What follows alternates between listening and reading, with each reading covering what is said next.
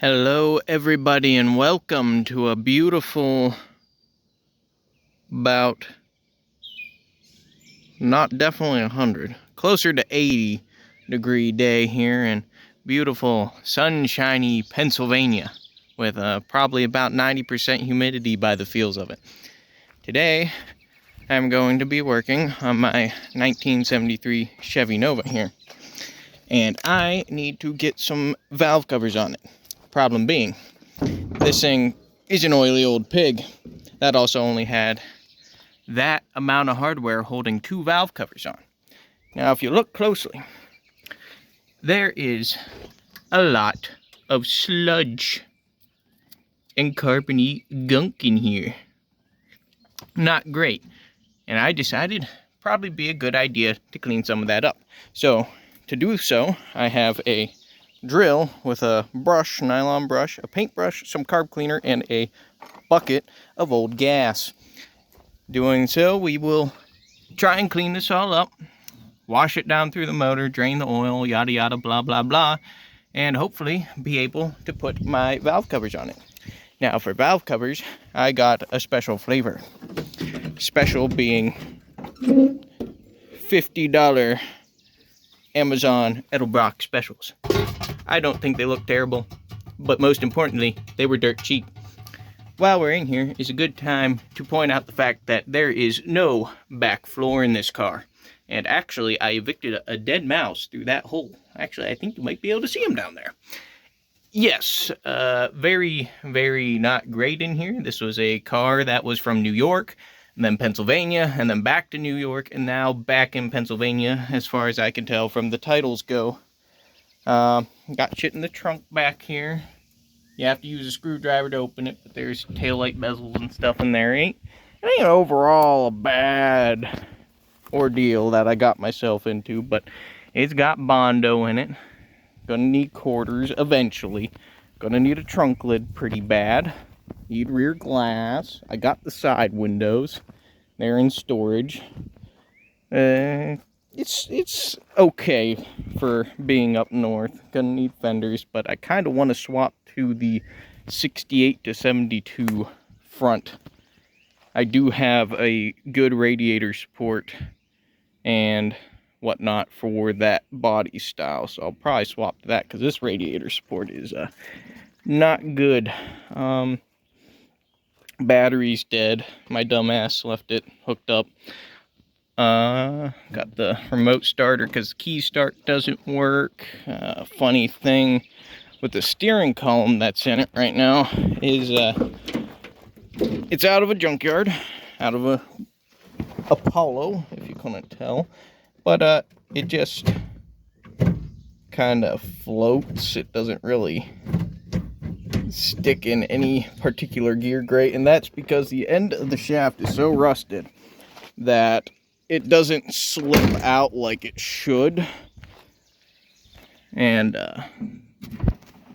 yeah, you can see down there my masterfully installed new rag joint, but this end piece here ain't moving out, and it should. So actually, to bolt this in, had to bend the studs out in the dash to even get the bolt up, but it's so rusty, there's a spring in there, whatnot, it don't move. And it doesn't have gears, really. You gotta hold it in what you want to go.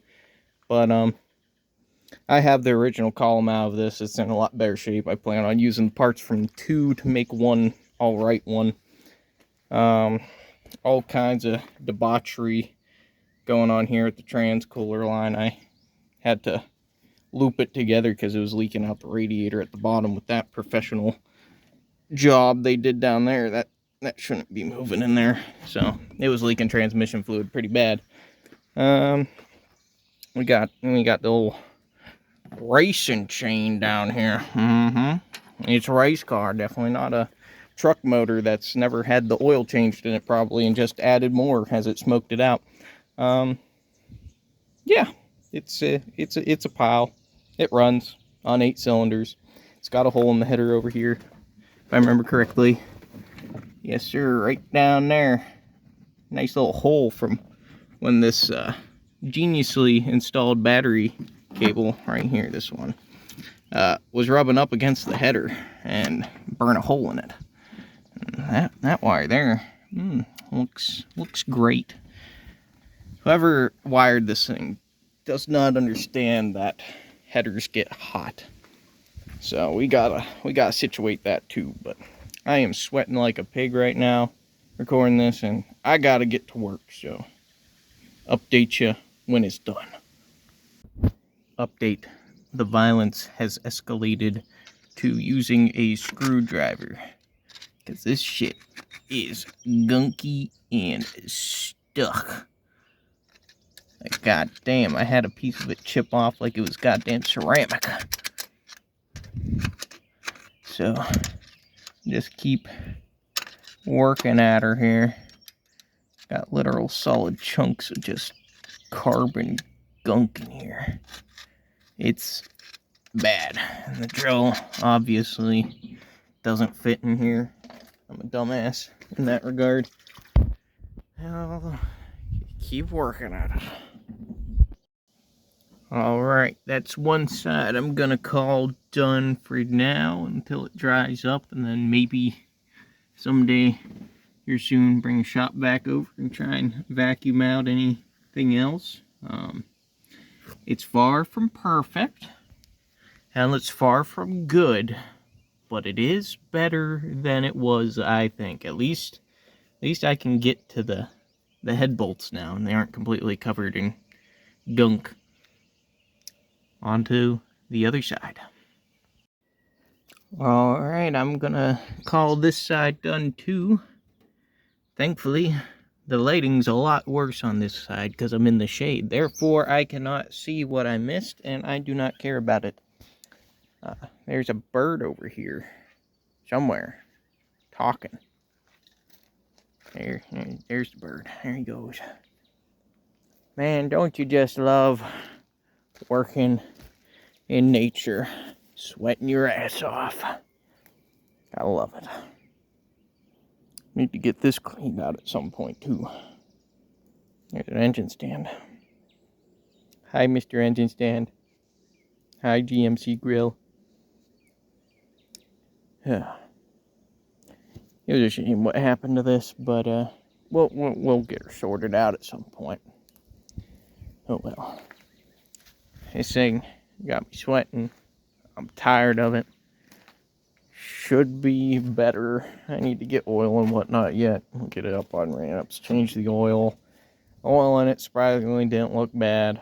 Pretty sure the guy I bought it off of probably changed it before just to make it look better for the low price of $3,500 I paid for this thing, which I might be thinking, oh, that's a crazy amount to pay.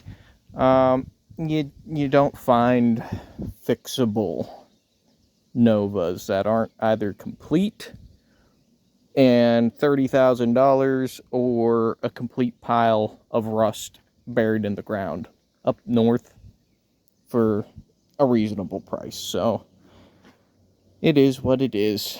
I had the money sitting around, so I think it's cool. Anyway, that's where I'll call it, I guess. So yeah, cheers.